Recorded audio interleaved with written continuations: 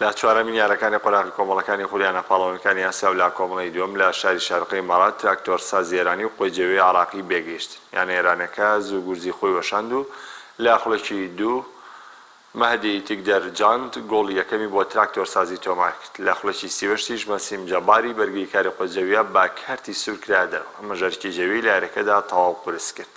لە نیوەی دووەمی یاریەکە لەگەڵەوەی قۆیجێوی عێراقی بەداری زانیاری کرد، بەڵام لە هەوڵەکانی گەرموگوڕ بۆ تۆمارکردنەوەی گۆڵ. شەریف عەبدولکەریم لە زێر دەرفەت زۆر نزیک بۆ ئەنجامەکە بەستەم کاتەوە، بەڵام بە خدیاوەری نەبوو. یاریەکە بە گۆڵێکی بێوەڵام با سوودی تراکتۆر سازی ئێرانی با کۆتاهات. لە یاریکی دیکەیەمان کۆمەڵە شارەقەی خاوەنخاک بە گۆڵێک بۆ لایچان لەگەڵ بەختەکووری ئۆسپاکستانی یەکسان بۆ شێر شارەقە بۆ خاوەنی 8 خاڵ و خانەی یەکەمە. تراکتۆر سازیش خاوەنی 6 خاڵ و لە خانەی دووەمە و بەختەکوور بە 3 خاڵ لە خانەی سێمە. قۆیجێویش تەنها 2 خاڵی یە و لە پلەی چوارەم و کۆتایە. قۆیجێوی دوای پێکانی مەحسێن لێڵ لێرەش بردن دەناڵێنێت و ناتوانێت بربەستی گۆڵ تۆمار نەکردن بشکێنێت، بەڵام لە یەکەم یاریانەکەی تووشی پێکانات و لەو کاتەوە جەویە هیچ گۆڵێکی تۆمار نەکردووە.